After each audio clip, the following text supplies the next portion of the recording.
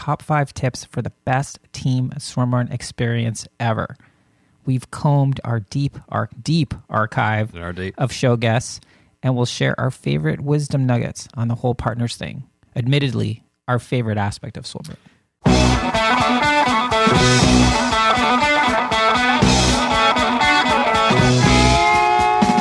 Welcome to the Low Tide Boyz, a swimrun podcast. I'm Chip. I'm Chris, and this is episode 217 of the show. Partners Month 2024 concludes this week with Chipper and Chris. That's us. Pontificating about our top 5 tips for the best team swimrun experience ever. We've combed our deep archive of show guests, and we'll share our favorite wisdom nuggets on the whole partners thing. Admittedly, our favorite aspect of swimrun.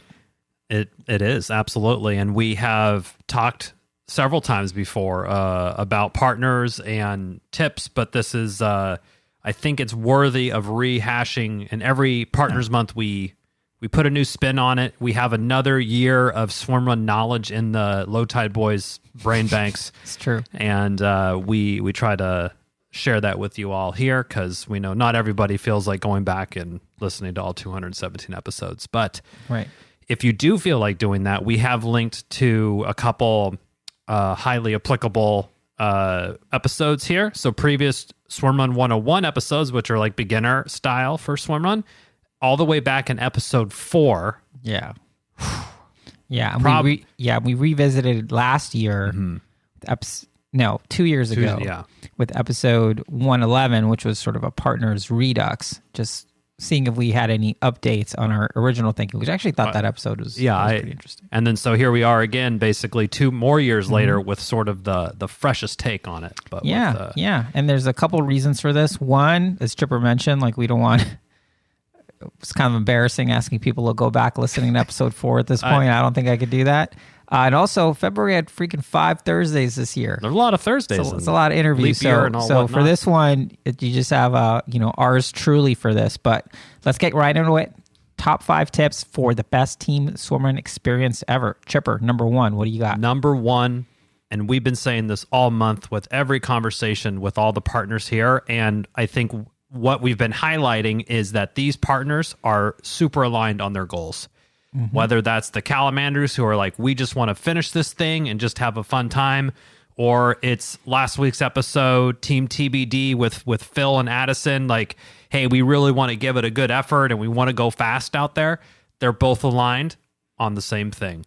Yep. So a couple of things to think about here is, if you're talking to partners about goals, whether it's a world championship or, an as keen as mustard 6K, your first swim run, really it's all about figuring out, communicating with your partner. What are you trying to achieve? What does success look like? What are you hoping to get out of this experience? You're trying to have fun. You're trying to go into the pain cave. You want to like leave it all out there. What is it? And as long as you are aligned on goals, you're essentially guaranteeing that the fun coefficient will be super high because you're not going to a situation where it's like, oh, this person's just going to try to destroy me this whole time. Yeah, and we've heard examples of this on our show that, they went out with their partner and their partner was really trying to go balls to the wall from the starting line, and they were trying to have a more chill time. And, you got to figure that out quick if that's happening during the race. But having some sort of conversation before, it could be months ahead of time. It could be the night before. It could be, if you're a last minute type of person, it could be, at that start line, like, hey, what do you feel like doing today? But and you can have fun with it. I mean, there's times, Chipper, where I believe it was Austin, where you're like, if you go faster than 7:30 pace, I'm going to trip you with this tether. Hey, you know what? That's what I needed to hear. And sometimes the goals are, maybe they are time-based or pace-based. Other times it could be just general fulfillment or vibe-based. Vibe-based, obviously. And sometimes they are, like for last year's Austin, I think is a good example. Our goal was to test out some different kind of racing tactics or try it without using the tether so much and see how that goes. So the goals can be on multiple different levels. But again, if whatever goals or whatever you're trying to achieve, if you could just be on the same page, it really is just going to help both pairs have such a great time. Absolutely. Well, Chris, let's get to number 2. All right. Yeah. For number 2, we have lean on each other's strengths. Now, what do we mean by this? And I'm a huge proponent of this. So, no one should feel bad about this. Okay. If you feel any sort of guilt or whatever, just let it go, release it. Mm-hmm. And that is, let the stronger swimmer lead the swims, let the stronger runner pull on some of the runs. And basically, the way we do it is we're both capable of leading swims. Chipper is 10 years younger than me. He is a very fit swimmer. I'll just let him do all the work. It's cool. I'm doing my part. It's not like I'm dragging behind you. If I needed to take a pull, and it's happened in races like at Orca's 2019, whenever that was. I had to put on my big boy pants, and I was definitely MVP of that race, right? But it's all about, typically I am a fitter runner, and I can set the pace and I can hold pace on the run better. So again, it's sort of like, what are your strengths? What do you have going on? Do you feel strong? Do you feel an injury? And just sort of leaning in. And essentially, I forget who mentioned this, but you essentially got to bring it down to the lowest common denominator. Andy Hewitt. Yeah. So if you're a super strong swimmer, guess what, man? You might have to chill a little bit on the swims. And if you're a super strong runner, you might have to just keep it in your pants some more on the runs. And that's okay. But I think it's the goal here is to bring out the best out of the out of your partner. Absolutely. And that person bringing it out of you, so that as a team you can sort of rise above and be better, stronger than the sum of your parts. Absolutely. And we hear a lot, and when we see people looking for different partners, I think there's a lot of people that kind of get hung up like, oh man, Chris is going to run 7:30 pace and I can only run 8:30. Like, we're not compatible from a partner standpoint. And I think why we're highlighting this is because that's not necessarily true. Swimrun is a very unique sport, like you said, or like we've talked about, is like, you can be slower on the swims and it's not going to net set you back like a tremendous amount, or vice versa on the runs. So this is an area that I think we've like kind of come a long way on, or at least maybe me personally is like, I have become more okay with like, okay, Chris is going to take the stick on the runs and he's going to push it. And that's like, we're aligned on that first of all, but yeah, that's something that's net going to help the team. And same thing with the swim aspect is like, hey, you're just taking, I'll take the swims, and it's better for the team from our goal standpoint there.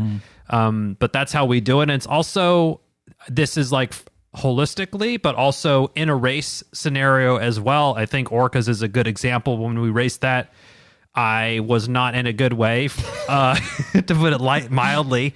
I was bonking hard, and I had no strengths on that day. So Chris had to, like he just mentioned, he had to step up, and I had to, just like be okay with Chris taking all the swims and him dragging me up Mount Constitution. And it worked well for that day there. So be flexible on that piece as well. Yeah. I think, sort of a sub point on that is, as you just mentioned, ego is the enemy on all of this stuff. The goal is to get to the finish line in one piece, happy, healthy. And, if you tweak your shoulder, best thing you can do is communicate, which leads us right into our third tip. Yeah. Chipper. Work. It seems very obvious, but work as a team. Yeah, exactly. So this can be on many different levels, but there's two people. You don't need to take all the mental load for every single part or aspect of swimrun. It's a complicated thing. You got, is my buoy out? Are my goggles on? Have I taken nutrition? What's the next swim? Like, there's a lot of things going on. You can divide these responsibilities up. Maybe, and for our specific example, I mark my paddles up with all the distances, so I have that, and I kind of play like quarterback, if you will. Like, okay, Chris, swim 4 is coming up, 400 yards. Like, here we go. And Chris is holding the compression bandage. Like we divide. It's a tough job. Someone's got to do it. I'm feeling the scales aren't balanced, and I feel like I've always held the compression bandage. Yeah, it's always been. I think because I'm the one who bought it. Yeah, initially, you're financially responsible for it as well, for sure. But yeah, I think you're right, Chipper. That the thought of like, there's already so much going on, so many moving pieces, so many little things to fiddle with to really get into the swim and flow state, which is preferred state to experience swim run, the least amount of mental effort you need to spend on stuff, which is why, in other episodes we talk about practicing transition, making sure you have, your process, how you're going to do it. We got YouTube videos on how to do that. Communicating is the most important thing for everything we're talking about when it comes to partners, but working as a team, dividing and conquering, and then trusting your teammate. I know Chipper has it written on his paddles, and if it doesn't have it written on his paddles, it's okay. That happened to us. I forget what race where it rubbed off, and I was like, "How long is the next swim?" It's like, I don't know. I was like, "All right, we'll go let's for go." it. It's like no worries. So being flexible, but at the same time, reminding each other to eat, reminding each other, being each other's accountability partner. Like, hey, Chipper, I'm trying to eat, and we'll talk about this. We usually talk about this the night before the race when we're marking paddles and coming up with our final strategy as we're looking at maps and whatnot. And it'll be like, okay, I'm going to try to eat every 20 minutes. And I'll just let you know that and just communicate. It's like, hey, 20 minutes have gone by, whatever's going on, and just helping each other keep making good decisions and trust that something's going to go sideways because it's swim run. The longer the race, the more likely something's going to go sideways, and trust that in the moment you're going to make the best decision you can with the information that you have.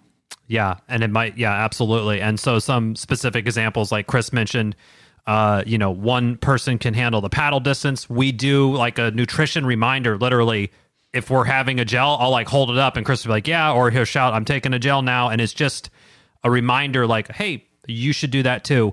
For cabbing down, it's not the easiest thing sometimes. So you might have to stop and the partner can do that. Or cabbing up, oh, Chris, give me your paddles and give me a couple things. I can hold this while you're getting sorted, and just doing that. And sometimes even like picking a good line if for running too can be very helpful. Yeah, and having both people need we have an episode on this called Heads Up Racing way back. I don't even know what episode, maybe like 35 or something.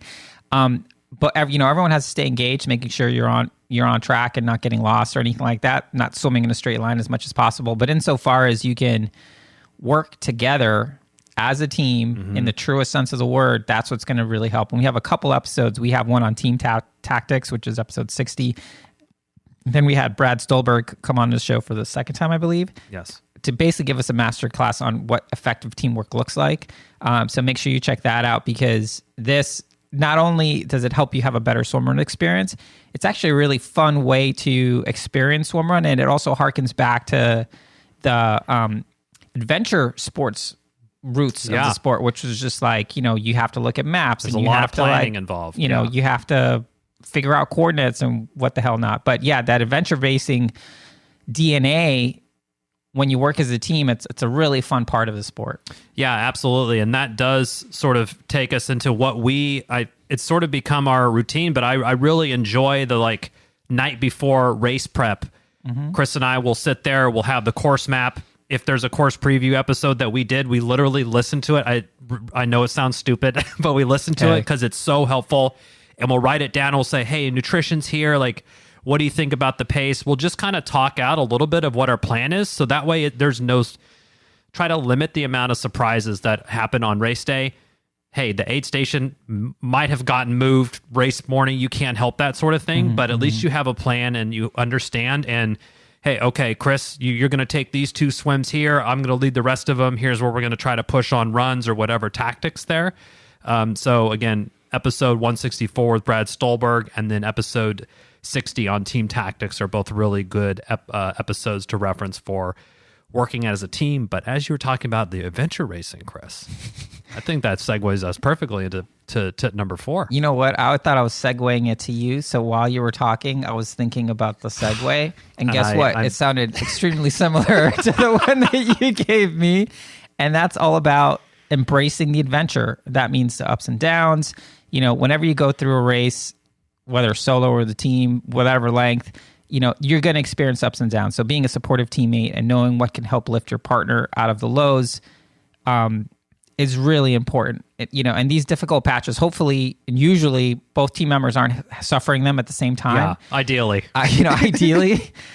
So it really is the teammate that has the energy, whose job it is to check in and sort of okay, things are getting weird. It's adventure time, essentially. Like, it's time to go off script. Maybe it's time to change up our nutrition. It's time to problem solve.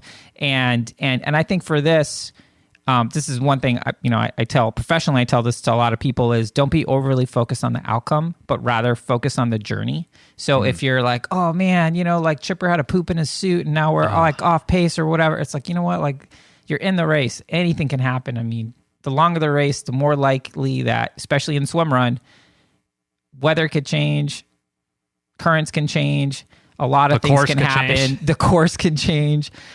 So it's just really important to just just embrace the journey of it. Yeah, I mean, obviously Chris and I have been training partners for, let's just call it a decade now. So we've shared many miles and hours together. Like he knows when I shut up and stop talking, like something is up.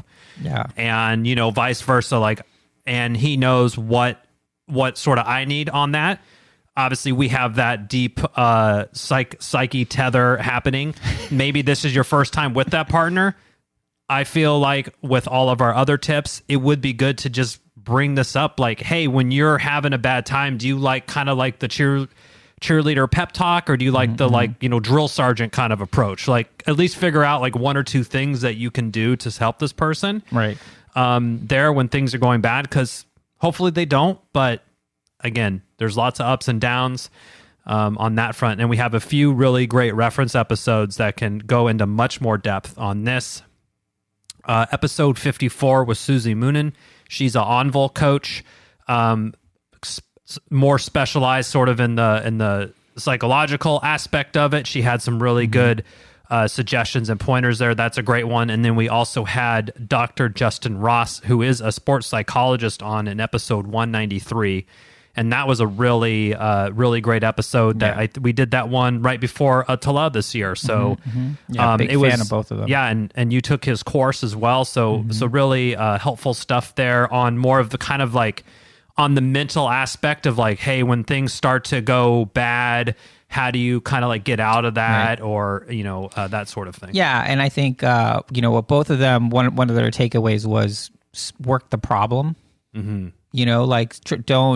go after your partner necessarily. Like, okay, what do we need to do to solve the problem in front of us? And then also remember, why you're doing it in the first place. If you always have your why kind of lined up, something that Susie Moonen and Dr. Justin Ross talk about, if you know your why, then, you can almost figuring out the how is incidental, not to grossly misquote Nietzsche or whatever. But that whole idea, I think, it's just so super helpful in swimrun, because you want to be embracing the journey. You want to be there for the adventure of it. And yeah, that's something that can be communicated. And if you're on top of it and you're going in with the right reasons, you're going to have what we think is the final tip. The final tip. Remind yourself that this is fun. That you're out there having fun. And, I think one thing that we've really been trying to highlight a little bit more is like gratitude. Like, hey, we are able-bodied enough to go out and do this and, have a great time out there. We get to travel to these really cool places, hang out with an amazing community of people there. And it's an adventure, and it's a really great shared experience with this person, whether it's your training partner of 10 years, your kid, your mom, or somebody you just met the day before at Packet Pickup. It's still a fun and an amazing experience. Again, what we really love about swimrun, and honestly, the thing that really makes it so unique on this piece here. So, yeah, there is one tip that Susie did mention in episode 54 that we have done a few times. We tried once, and I didn't catch that it was happening. But it was in the middle of the race, to be fair, and it was the last swim at Casco or something, right? Okay, yeah, where we would have podiumed if it wasn't for some Navy SEALs dudes that showed up. That's right. They flew in. They got airdropped probably by a helicopter or something, but yeah, like Susie's tip was kind of like make eye contact with the person. I forgot exactly what you say, but it's like, hey, we're doing this, or we're like having fun, and just get that 1 or 2 seconds of kind of like engagement.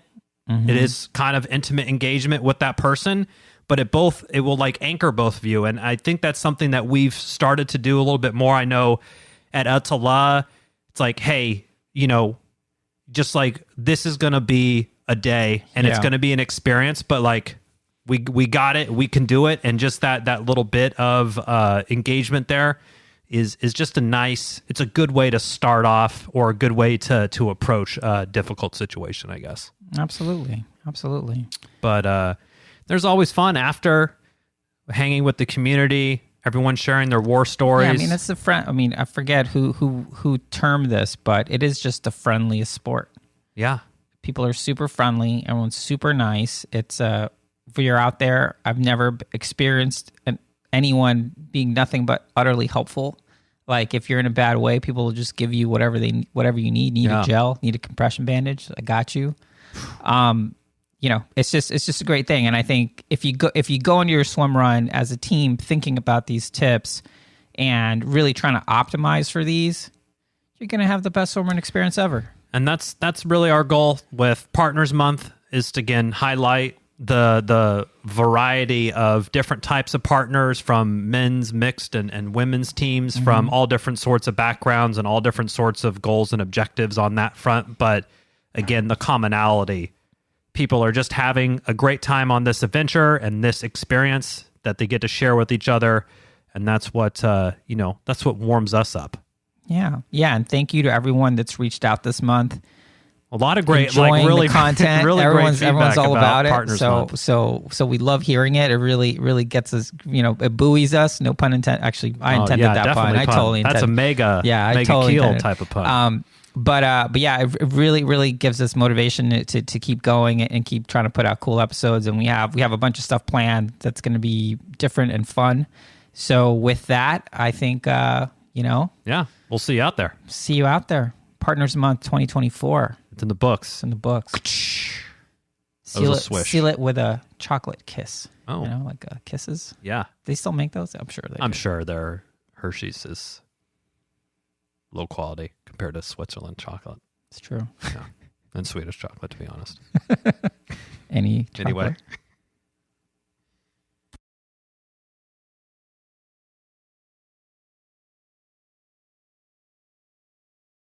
That's it for this week's episode. Thanks so much for listening to the show. Make sure to subscribe wherever you listen to podcasts, and leave a rating or review, since that's the best way to help other people discover the show and the sport of swim run. Check out our website, lowtideboys.com. That's boys with a Z, for swim run resources, including gear guides, tips, how-to videos, and so much more. Make sure to check out our meme page at The Low Tide Boys on Instagram. If you have any questions or suggestions for the show, send us a DM or email us at lowtideboys@gmail.com.